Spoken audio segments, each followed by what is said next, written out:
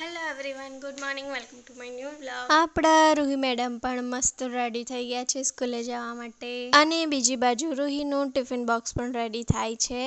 તો આજે છે રૂહી માટે મેં મસ્ત ગરમા ગરમ પાસ્તા બનાવ્યા છે, સાથે છે દાડમ અને થોડા સૂકા મેવા. તો આ રૂહીનો ડબ્બો પણ રેડી.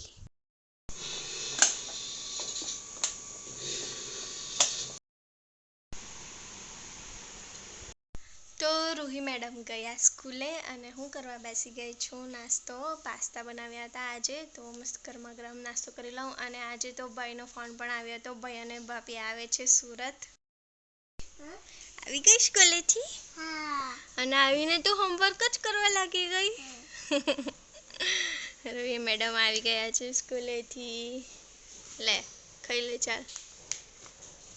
રૂહી, આજે તો મામા આવવાના છે. હા, સુરત તને મળવા. શું કે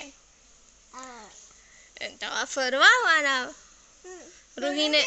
રૂહીને મળવા. મામા ને મામી.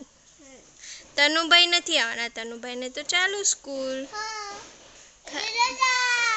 રૂહીને રજા, 3 દિવસની રજા આવે તો રૂહી.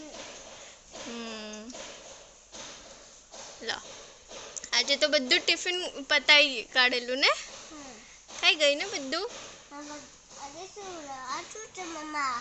આ શાક રોટલી છે, જો આને ટીંડોળું કહેવાય. ટીંડોળાનું શાક. શું કેમ? કેમ નહીં બનાવવાનું? ભાવે તો છે, ખાયા તો કરતી છે. આ જો, હા. બધું ખાવાનું. આ નહીં ભાવે, તે નહીં ભાવે, એવું નહીં કરવાનું, હે ને? બધું ખાય ને તો જલ્દી જલ્દી મોટા થઈ જવાય. એમ બી હા, મારા જેવું જલ્દી જલ્દી મોટા થઈ જવાય. એટલે બધું ખાઈ લેવાનું, હા. રૂહી મેડમે તો ખાઈ લીધું છે, તો હું પણ ફટાફટ ખાઈ લઉં. આજે છે ટીંડોળાનું શાક અને રોટલી. તો ગાઈસ, રૂહી સૂઈ ગઈ છે અને ભાઈનો પણ ફોન આવ્યો હતો. એ લોકો આવી રહ્યા છે અને મારે રસોઈ બનાવવાની છે. એમ તો ખીચડી બનાવવા માટે જ કીધું છે કે શાક રોટલી ખાઈને આવ્યા છે તો ખીચડી જ બનાવજે કે. અને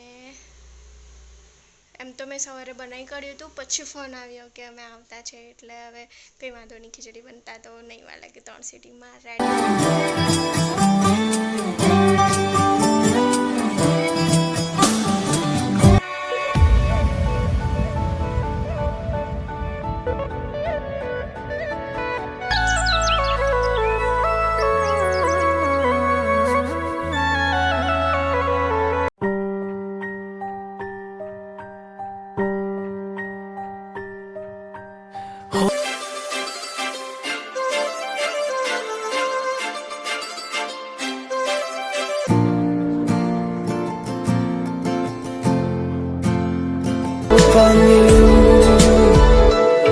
તો આપણી ખીચડી પણ બનીને રેડી થઈ ગઈ છે અને ભાઈ અને ભાભી પણ આવી ગયા છે. તો અમે મસ્ત બધા જમવા બેસી ગયા છે. રોહિત હજી સૂતેલી જ છે.